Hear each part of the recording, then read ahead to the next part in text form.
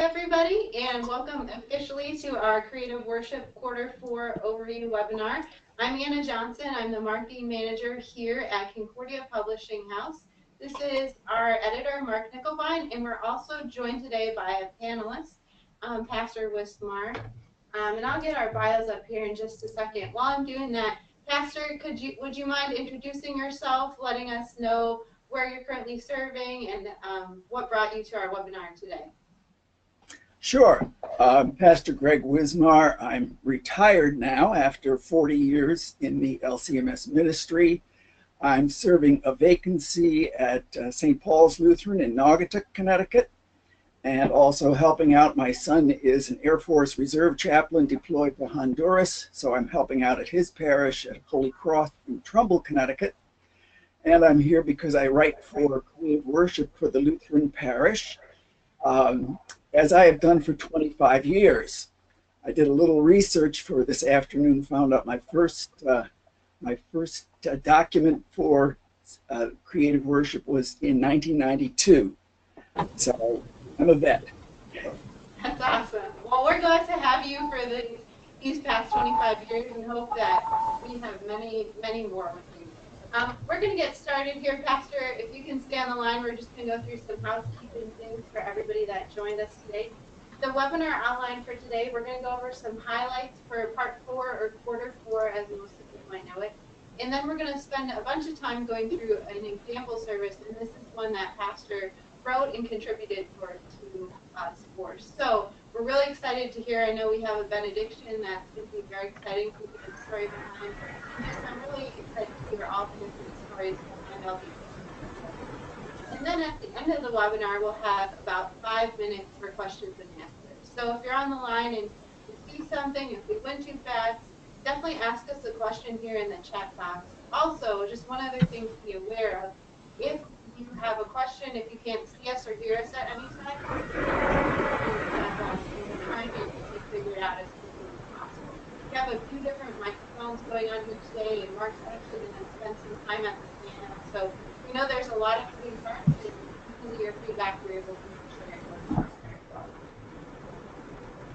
So to start out with, we just want to give some overview highlights of Quarter 4 for Creative Worship. So it starts with the 15th Sunday after Pentecost and then ends with the last Sunday of the church year. And within that, we also have a Reformation series, especially Reformation Day and All Saints Day. So on each of those days, we kind of have two different options. You can do the Reformation of the service on Sunday, right, Mark? Or you can do that after the Sunday. Yeah.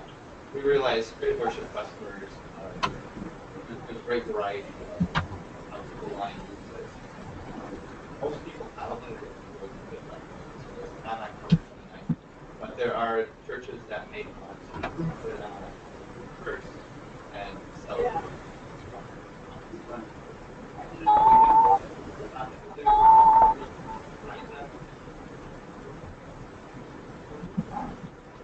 Wherever. Yeah. So we can definitely try that out. One thing we're going to do is we're going to show you from Pastor's Reformation Journey series that you can use leading up to the Reformation, or you could use really anytime during the summer or at the Bible study. So let's get into that very quickly. Pastor, if you don't mind, could you tell us a little bit about your Reformation Journey series? I know there's 3 Sundays, and just what's in each Sunday and what differentiates those. Reformation Journeys was or is a series that takes the people to the Luther sites. There's a whole variety of slides of the journey, and there are basically 3 different themes. The first is family and heritage, and the second is education and preaching, and then the third is on music and worship. Each of the services takes the worshiper to different locations in Germany and also highlights some of the facets of Luther's life and his work. So you get to sing a number of Luther hymns, you get to see a number of Luther places, and the way it's structured, it could be used for a Sunday morning service, but it can also be used for a Bible class, a ladies' guild. In one of the parishes where I filled in, we just had a Luther night and used it for that, and it worked out really well. That's awesome. Could you tell us, Pastor, a little bit more about the PowerPoints themselves? I know we have a different set that go with each service, and there are a few in particular that you were really excited about when we were getting ready for this. Right. Well, one of the reasons I'm excited is next month I'm taking a group of folks from here in New England to Germany, and we will be in Wittenberg on the 31st of October, which is kind of special. And the company that I work with, the Globus company, let me set up the agenda. So I got to take my people to some of the Luther places that aren't always visited, including Torgau and Coburg, Mansfeld, Schmalkalden, as well as the more famous ones of Erfurt and Eisenach and Wittenberg. And so when I was given the opportunity to choose slides, I decided let's look at those secondary places as well as the primary ones. And the service is out there, and we used a couple of them that, like Shutterstock and iStock, they've just got wonderful visual images, and it was just a pleasure to choose them for this particular series. That's awesome. Yeah, I enjoyed looking through them, and you can use those in a variety of different ways. I know Mark has worked for a while on our digital pyramids, which we have liturgical colored backgrounds and icons, so I think mixing those with those pastors you found would be really just a great addition to your service or to your Bible study if you want to use it in that way for the Reformation Journey series. Yeah, most people won't be able to go to the Luther lands, but you can bring your wisdom that you've and knowledge that you've gained from going there and show all these different sites to anybody that uses these services or materials. That's really great. Awesome. Well, thanks, Pastor, for sharing that story with us. Again, you can find those in your Q4 materials, and we hope you really enjoyed this. Just like we have for Reformation Day, we have those two options also for All Saints Day, so you can actually do the All Saints service and materials with those proffers, or if you do a service on All Saints Day itself, you can use the proffers for the 22nd Sunday after Pentecost. And then one more highlight in part 4 is that we do have a special service for that day of Thanksgiving. So if your church celebrates either on Thanksgiving Day or Thanksgiving Eve, Mark put that in there. Anything in particular, Mark, in that service that you can remember? It's a service centered around gratitude, and how gratitude should be centered at that time. Yeah, so we're really excited about that as well. The next thing we're going to do is we're actually going to go through some special music for Q4. So Mark's going to move over to the piano, and like I said, this is the first time we've done this, but we're going to go through some of our favorite special music pieces. So Mark, if you want to get situated, I'm going to move the camera for just a minute so it might get fuzzy, and then Mark's going to introduce each of these pieces and let you know which Sunday they're for. So Pastor, if you can hang on the line, and then everybody else, let us know how it sounds.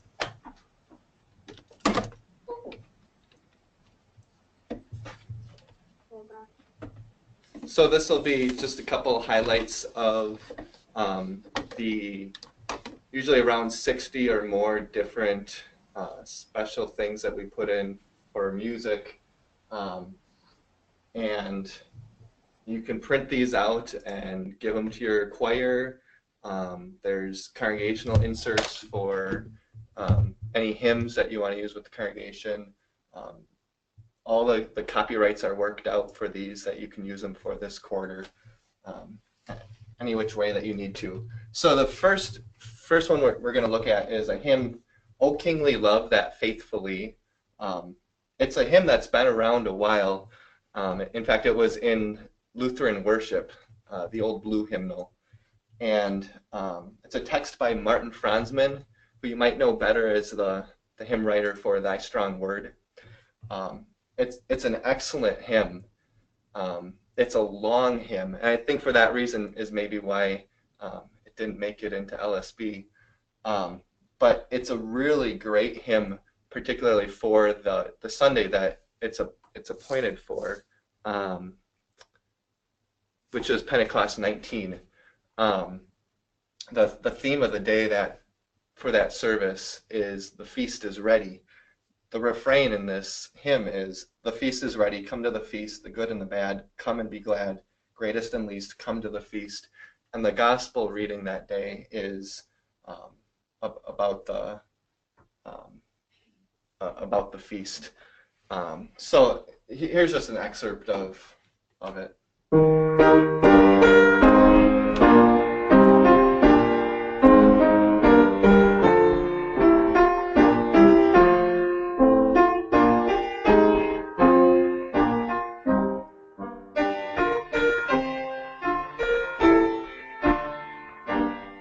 Here's the refrain.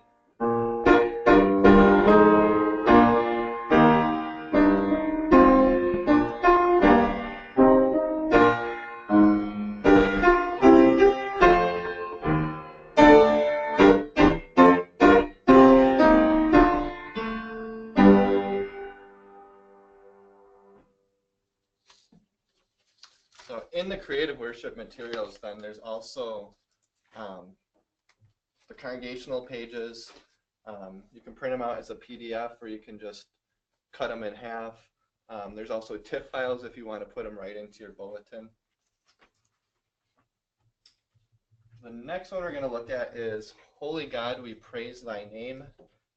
This hymn is in one of the services, and then what we're providing here is an organ and trumpet setting by Jacob Weber.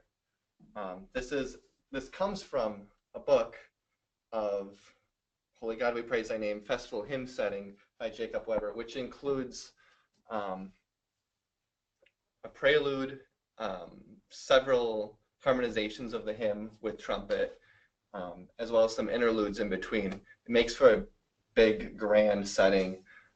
So what we have here is one of those harmonizations of the hymn with trumpet. It really fills out the hymn nice. I'm going to ask Anna if she can play the trumpet part with me, kind of as a duet.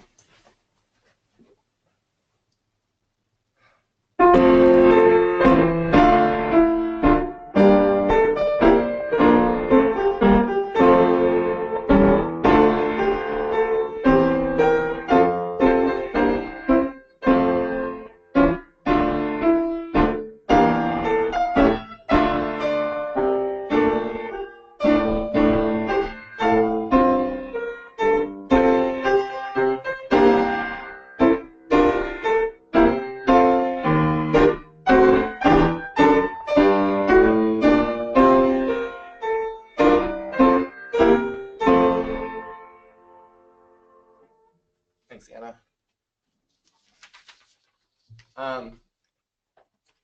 If you really like that, then you can also always get any music that's featured in the music index like this, then for 20% off. The next piece we're looking at is How Joyous New Jerusalem. This is a hymn by Pastor Stephen Starkey. You may be familiar with some of his other hymns that are in LSB, such as We Praise You and Acknowledge You, O God, and The Tree of Life. There are many other hymns in Lutheran Service Book by him as well.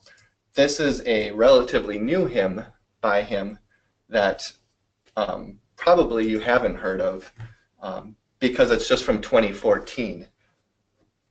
It's a beautiful text for All Saints Day. I'm going to read a little bit of the text here. How joyous New Jerusalem, holy the city hid from sight, a radiant bride, most pure and fair, the Lamb her temple, lamp and light. Ever her gates are open wide, like clearest glass, her streets of gold. They rest in peace who dwell therein, all in the book of life enrolled. There every tear is wiped away, sorrow unknown for no one grieves. There living streams of water flow, there trees of life have healing leaves. There with his own God ever dwells, with love the old makes wholly new, and from his throne the Lord declares, these words are trustworthy and true.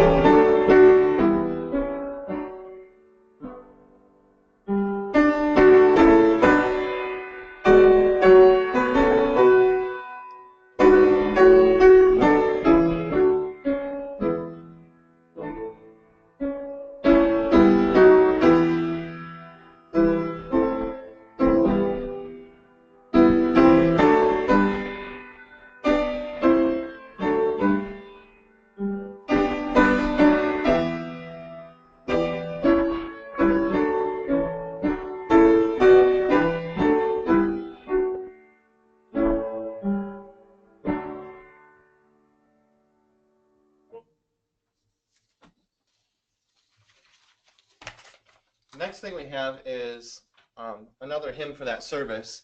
Oh, how blessed are they. This is in Lutheran Service Book. It is a hymn that's slotted in the service or suggested for you to use. But what we're providing here is that stanza 4 could be a choir stanza. And this particular one is newly written by David von Kampen. It uses the melody just like it is in Lutheran Service Book. So it's for the choir, it's really easy. So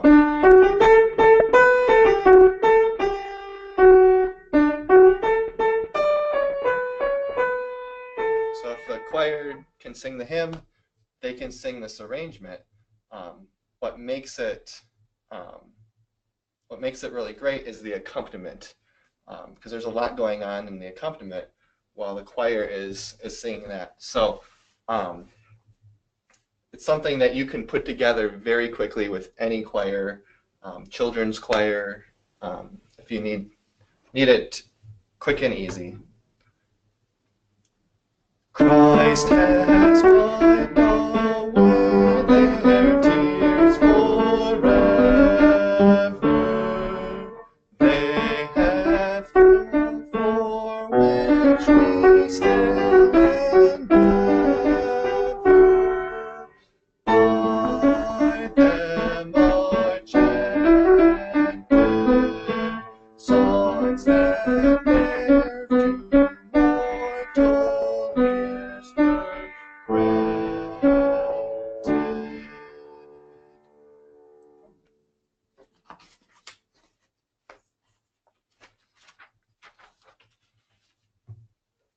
The next hymn, World for All Your Gain and Pleasure. This is a hymn by Jaroslav Vaida, who was a prominent Lutheran hymn writer, known for Go My Children, also While Shepherds Lately Knelt.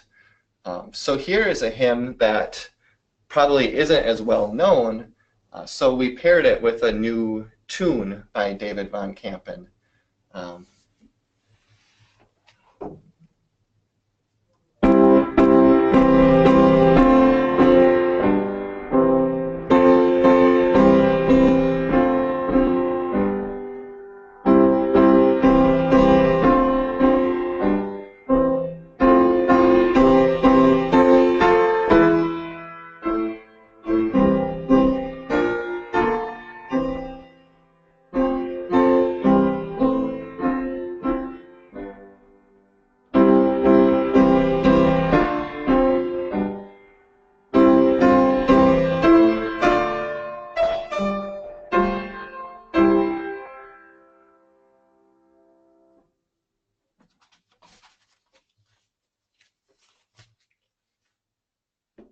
The next one is a choral anthem, O Lord God, you have called your servants.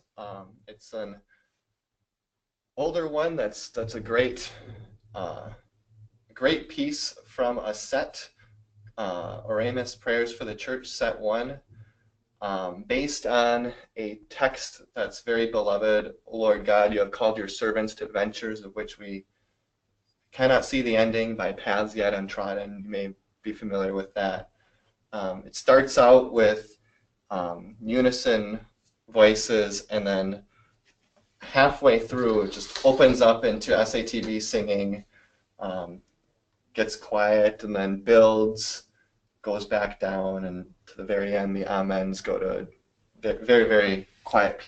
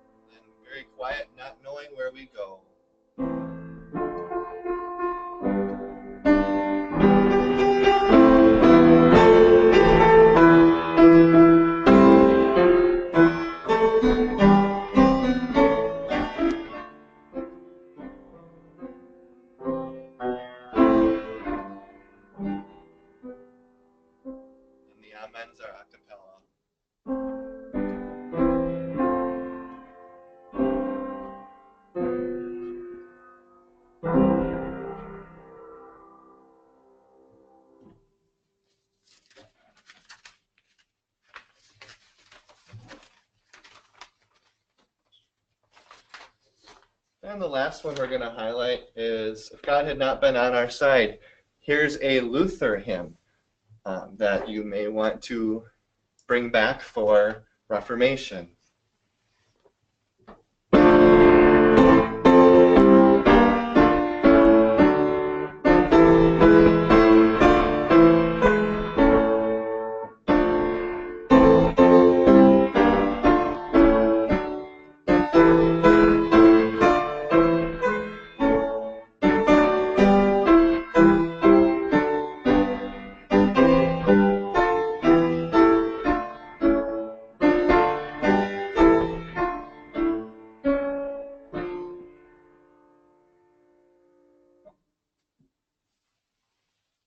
Great. Thanks, Mark. And we'll just take a couple minutes here to get everybody back. Pastor, I'm going to turn your webcam back on. I'm going to turn ours off for a minute while we get situated here. So just give me a minute, guys. One thing I do want to highlight, hopefully you'll be able to see on the slides here, is that we do have a special music index that comes with each issue. So if you're looking for special music, if you want to see a list of music that's available for each service, that is present in each of your creative worship folders and packets. So you'll know that's there for you. Okay, we're back. Pastor's back. So Pastor, I'm going to turn it over to you. Thanks again for joining us. And the next things we want to work on today is talk about the services you worked on for the last 3 Sundays of the church year. So could you give us just a really broad overview of those 3 Sundays? I know you have a special hymn and a special piece of artwork that goes along with them too, Pastor. So if you can just share your creative process with us for those. Sure.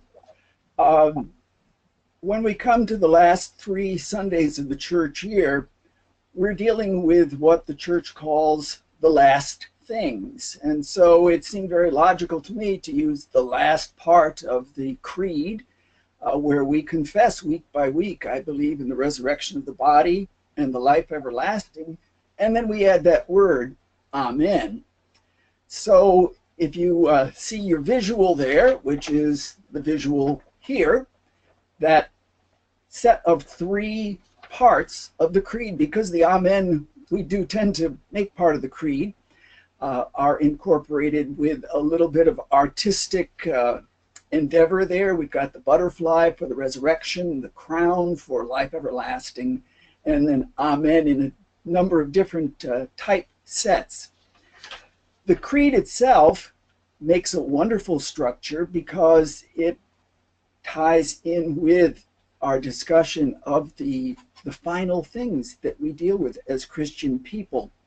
Now, when we're working on a creative worship document, also we have kind of off to the side, but in front of us, the Concordia Pulpit Resources sermon for the week, so that that theme can be tied into the manuscripts that we send in. And the theme for the 23rd Sunday after Pentecost, which is the second last Sunday of the church year, or kind of the third last, second last, I guess, is Let Justice Roll Down Like Water. So we have that theme weaving itself through as well.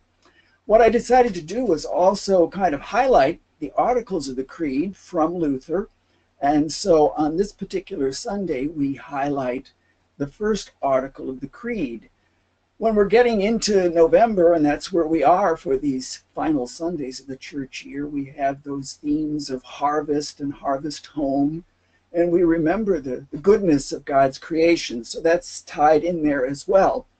And in many ways, it's an ending, but it's also a beginning. We look to the beginning of that whole newness of God's fullest creation, and that is in eternity, and we prepare ourselves for that day. So one of the things, for example, in these 3 services, just a little response after the gradual, we sing one of the stanzas of Behold a Host Arrayed in White, a great Scandinavian hymn that is so well associated with this part of the church year. And we get to sing the King of the Chorales, Wake, Awake, for Night is Flying. So that theme of the ending and the beginning is kind of at the heart of these three services for creative worship. Yeah, definitely. And I like how you brought up a little bit there too. We focused on the ending of the creed, but you also focus on the creed as a whole throughout each of these three services. So we'll see a little bit later on one of our slides. We take just that first article out of the Catechism and also go through the meeting and worship too, just as a refresher for everybody. So even though we're focusing just on one part, it's really about how the creed really confesses our church's hope as a whole, and then focusing on those different parts in those last few weeks of the church year. So for the rest of the time, I want to go through each of the images for each of those Sundays. So I'll have the image for the Sunday, which Sunday it is, and then talk about the verse that goes with each of them. And then Pastor, if you want to comment how that fits in with your themes too as a whole. I know, like you said, you guys are very cognizant of how things fit in with Concordia pulpit resources, and especially the scripture text for today. One thing I really like about creative worship is that Mark and Pastor and everybody on your team, you're not trying to do something new. You're taking that historical lectionary, those readings from the church, and just incorporating them into the service to create a cohesive unit. So the first one we have here is for Pentecost 23, and we have that image of a trumpet and the verse from 1 Thessalonians, which talks about Jesus coming again with the sound of that archangel and the trumpet. And then that next week we have another verse from 1 Thessalonians 5, and we talk about how we're children of the light, not of the night or of the darkness. And then the last Sunday of this church year, how fitting we have that Amen. Yes, Jesus is coming soon. We confess that. And Pastor, that fits in perfectly with your theme that you chose for that Sunday for the ending of the creed. With these images, how do you think they work together with that main image that you had kind of put together on the previous slide, Pastor? I think they work very well. Again, Concordia has a great art department. You know, I usually just send in an idea or two to Mark, and I'm always pleasantly surprised with what comes out afterwards. So in this Pentecost 23, that the cloud and the trumpet is terrific, and of course we've got the butterfly on the banner, and built into each one of these three services is this what I call a theme sequence, where you get to appreciate a part of the banner, and then also there's some commentary on how that all fits in, and then we have usually two hymns or hymn sections. And for this 23rd Sunday after Pentecost, I sort of went to the perimeters of our Lutheran hymnody, as is in the Lutheran Service Book collection. We sing "This Body in the Grave We Lay," which is a really medieval piece, but a very rich piece theologically. And then we sing something completely different, and that's "My Lord, What a Morning," from the African American gospel tradition. And I think in some ways it shows the richness of our hymnological heritage, but also it works so well with the theme. Yeah, definitely. And I love that how you brought up we bring in different hymns, maybe things we don't usually sing in our churches, but just as a reminder too, as we think about the end times, as we think about Christ coming again, Christ's kingdom doesn't have borders or nations or countries. He calls all people to himself, and the fact that we're able to bring these hymns in from different times and places, I think is really great as we focus on the Lord's Word. We're going to go on the next slide here to the actual readings and themes. We've touched on that 1 Thessalonians one already. The gospel reading for that day is the parable of the wise and the foolish virgins, again fitting perfectly with your theme, Pastor. And then our reading from Old Testament from Amos, the Lord's calling for justice. So Mark, I'm going to have you talk about this introductory material you put in every service together. We always have some service notes, and then Pastor, as you were saying, we have the theme from Concordia Public Resources, and then we have an As We Gather text, which most churches, I think, put in their bulletin just as a way to focus. So, Mark, what are some of the things you do when you're preparing this kind of preparatory material for creative worship? Yeah, well, you see the service notes there gives some information that you might want to review as you're planning things. The explanation of what the banner is, which we've talked about here, is there. The reference for the image is there, so that you know exactly where that comes from. And that image reference is almost always from one of the readings. If not one of the readings, probably one of the hymns. most likely the hymn of the day then. And that as we gather ties together all of the readings well, and kind of gives an explanation of what the theme for the service is. And there are often two as we gather options, one that corresponds with the themes from the three readings, or the one from that corresponds with the Concordia Pulpit Resources sermon, which usually focuses mainly on one of the readings. Great. And then here's one of the hymns in the service. I think, Pastor, you alluded to it a little bit earlier. Wake, awake, for night is flying. So that's definitely a thing we look to towards the end of the church year. That preparatory material continues throughout the service. Did you have something to add, Mark? Yeah, so that's the hymn of the day in the service, and we provided a choral stanza for you there. There's 3 stanzas altogether. If you choose to use this, then your choir can sing this SATB arrangement by David Von Kampen, which is a different melody altogether than the hymn, but it complements the hymn melody that you would sing. So the congregation would sing stanza 1 from the hymnal. The choir would sing this, which is in the same key and works well, and kind of highlights the text of stanza 2 quite well. And then the congregation would again sing stanza 3 from the hymnal. Yeah. And then here we have the Creed and Catechism. Pastor, you were talking about this earlier. Why do you think it's so important, especially in this service? We don't just say the Creed as a whole. We actually bring that explanation. And why did you choose to do that? And how do you think churches can incorporate that into their service if they still want to do the whole Creed at that point as well?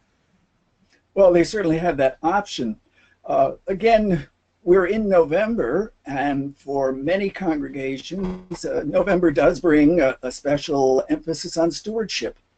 And we have a focus on the stewardship of the earth, and Luther's meaning to the Creed, you know, I believe that God has made me and all creatures. There you go. You know, we've got the whole creation to account for. And so it just seemed to be a wonderful way to take a look at where we are on the regular calendar, where we are kind of on the calendar of the seasons, and where we are on the calendar of the church.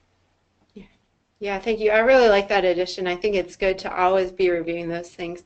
And then the next thing we want to talk about is your theme sequence. So it's a sequence between the reader and the pastor.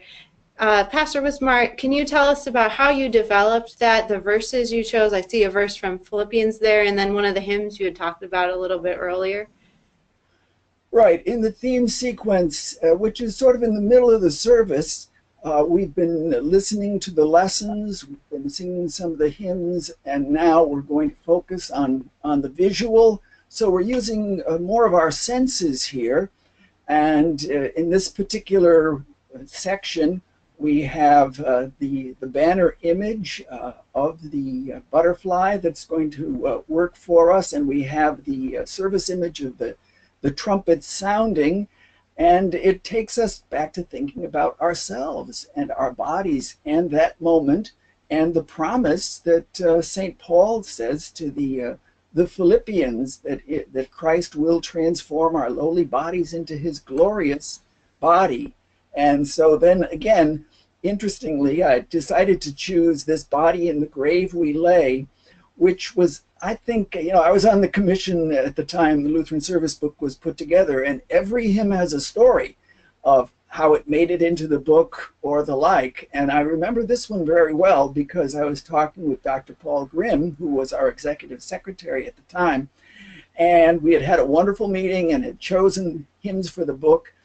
And I'm sitting in an airplane on the tarmac at Lambert Airport in St. Louis, ready to fly back to Hartford, Connecticut. He says, "Oh, I've got room for one more hymn. Can we put in this Body in the Grave We Lay?" And so what was I going to say? Well, of course, you know. So it's in the hymn book, and it's a good addition. Yeah, we're definitely glad you incorporated it, and I love the way it fits in with the art. So we're using the words and the hymnody and the art all together in this one portion of the service to really just emphasize the theme over and over again. The next thing I want to talk about, which I know has a really great story, is this Benediction hymn that, Pastor, you wrote the text to, and I can see you're getting ready there. I know we were talking a little bit earlier before everybody came, and this has not only importance in this service, but also in your life and your ministry. Would you mind telling us a little bit more about that? Well, I'd be delighted. And of course, it is, Lord, send us out in peace.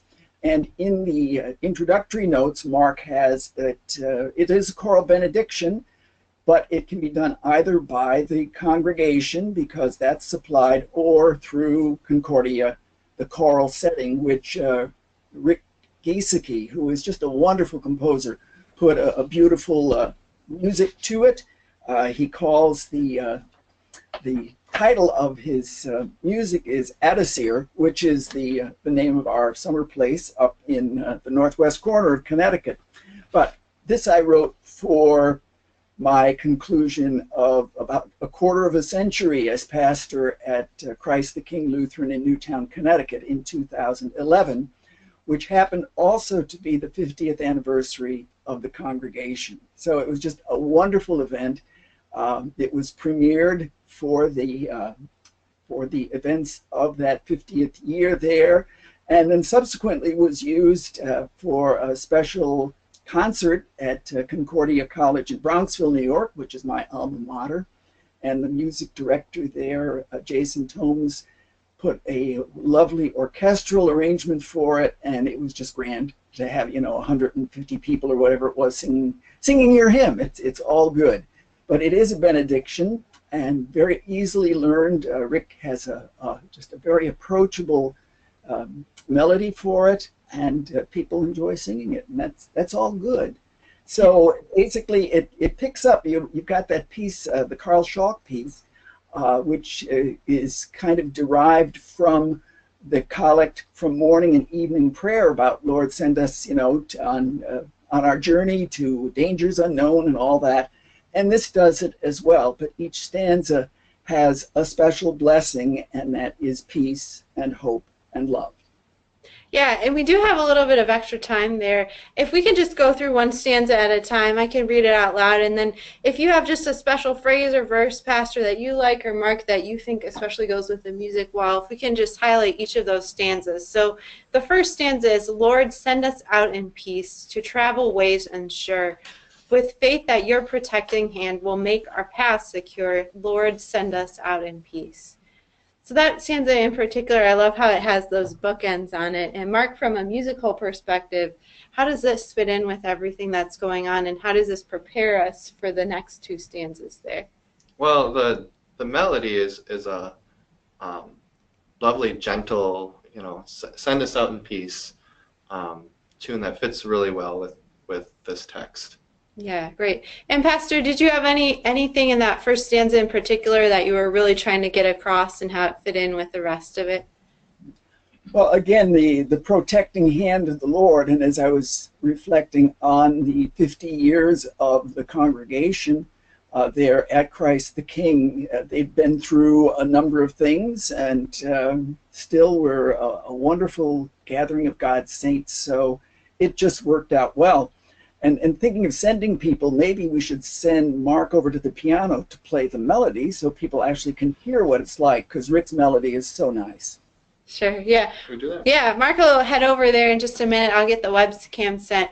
While he's doing that, I was just looking at the text a little bit more, and I love how we have the first stanza, we talk about peace, and then we talk about hope, and then we talk about love. So it's a similar structure, but each of those has a different emphasis. So if we give us just a second, I'll turn the camera back on Mark, and then we'll listen to this beautiful piece that you and Rick worked on together. So just give me 1 second.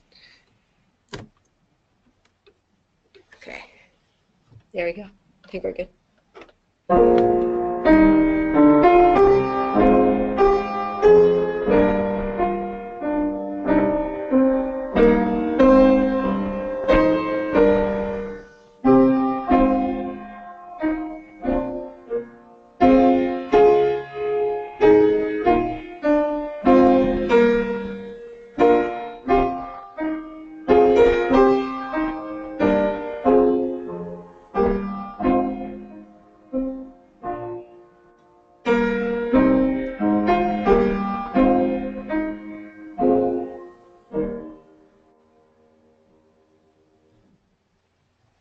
Thanks, Mark.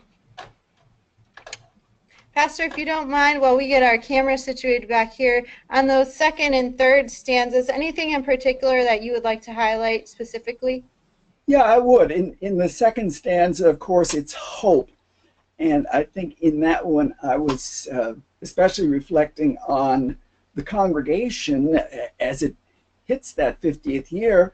It went into a vacancy, which it hadn't had for a long time because I'd been there for almost 25 years. And there's always that sense of uncertainty in a congregation as it approaches a vacancy. And yet I've got, guide our steps with hope, make dangers disappear. And indeed, that was something that would be of sort of confidence building for the people of Christ the King as it was. And then the third stanza, and that's why I decided to use it in this series of three services for the end of the church year, because we say, and joyfully through earthly nights bring us to heaven's day. And in some ways, that's what the last three Sundays of the church year do. As we travel through November, we're heading toward the season of Advent, but the days are getting shorter, the nights are getting longer, and we may think about those last things, the last things of the earth, the last things of our lives. And so, again, joyfully through earthly nights, we come to heaven's day, and we go forth in love.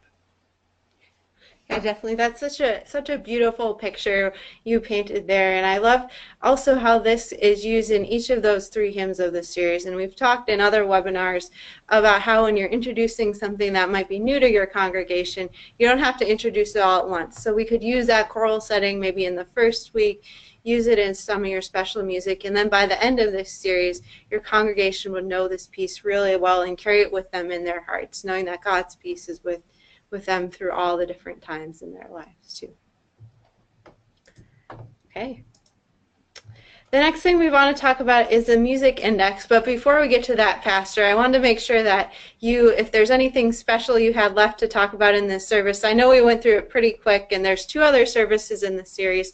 Any final notes on the Pentecost 23 series service, or just anything in that series that you would really like our customers, people watching this, to know about what you made for creative worship? Just that they have lots of options. I think Mark mentioned that before, that you don't have to take the entire service. If there's a hymn, a reading, the responsive prayers, whatever can enrich the service and the worship life of the people where you are, whether it's one little part or the entire thing, please use it. Yeah, and you've given us such a wealth of resources, not only in this service, but also in your past years with us. So again, thanks for joining us, Pastor. It really helps us to understand all the thought, all the scriptural basis that goes into all these services. I'm going to have Mark talk a little bit more about the music index, not just for this service, but for all the services. We know that a lot of people, there's so many resources in creative worship. It's how do I use this? How do I use that? The music index in particular, we wanted to highlight and just let people know all the different features in that. Mark, I know you spend a lot of time putting that together in each quarter, so just letting us know how that works and how you can use it in different ways. Sure. So the music index encompasses all of the music and these summary pages that you see on the left of your screen there. The summary pages, there's one for each service in the quarter, and it gives kind of an overview of what we've provided. At the top of the page, you see kind of stripes, blue and white. Those show the specific music that we've provided that's suggested to be used for this service. So on the following pages, you would find those 3 pieces that are listed there. And it has 4 pieces of information with each piece there. The title, the forces are right underneath it, congregation, organ and piano, if there's instruments, if it's a specific choir, it would be listed there. In the top right of each piece there, it lists where it comes from. If it is new, every quarter has a lot of brand new material. If it's coming from a CPH product, like an excerpt from an organ book or something else. And then the bottom right shows where or how you might use it in the service. Of course, you can use it however it best works for you. but that's how it was suggested within the context of the service as we listed it. The next section on the page lists the primary hymns suggested in the service. So this really is just a reflection of what's already in the service, but it also lists all the tune names for those hymns. This is particularly useful for the organist as they're preparing service music, their prelude, postlude, because most organists organize their music libraries by the tune name. Those are also linked to the advanced music search, and that'll show any books or pieces that we have in the CPH catalog for sale with that tune in it. If you have any of those books in your library, that can be a handy way of locating them quickly. And then the bottom section has three sub areas of just more CPH music that you might find would fit well with this service. Choral music, handbell music, and then other congregational songs, including some additional hymn suggestions. And with these things, with the choral music and the handbell, if you don't have any of those and you're interested in it, you can get a 20% discount with anything that's listed in Creative Worship.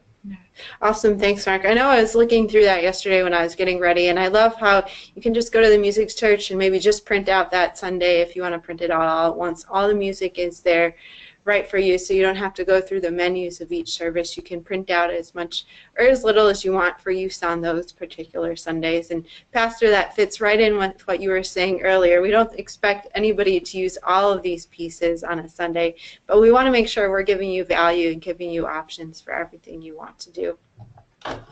With that, I think we're actually getting close to our webinar. I want to give you guys time. We're running a little bit early, but if you have any questions and answers, now is a great time to post those through the chat box. I know a few of you have used this earlier. You can always learn more at music.cph.org/creative worship. If you're not yet a customer, you can go there and find samples for each week, so you can always see what you're doing. I'll pull that up there in a minute, and Mark will bring up the questions if we have any. Pastor, if you don't mind staying on for just a line in case anyone has questions for you. Be glad to.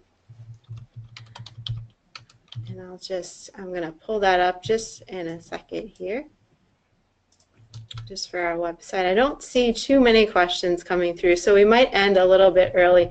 While we're waiting for those, here's the website I was talking about. So you can see we have a website. You can download free samples from there. You can access pricing. And then on this features page here, you can see more about what we were talking about in each service. So no two services are exactly alike, but we have all these different features on each. So you can give a free preview. I believe you can click on these and see a full screen of everything. So if you want to see more services than we just featured in the webinar today, music.cph.org/creative worship is the place to go to find all of that information. I still don't see any questions coming in, so I'll just end on this. Here's Mark and my contact information. If you guys have any questions after the webinar, Mark or I would be happy to help, and if we can answer them, I'm sure we'll try and find the best person here. If you have a question for a pastor, we can forward that along to him as well. So with that, I think we'll get ready to head out here. Sorry we ended a little bit early, but Pastor, again, thank you for joining us, and thank you for everything you've done for Creative Worship. Kindly. Okay. Yeah. Thanks all of you for joining, and we'll hopefully talk to you soon. Yay! Oh, good job.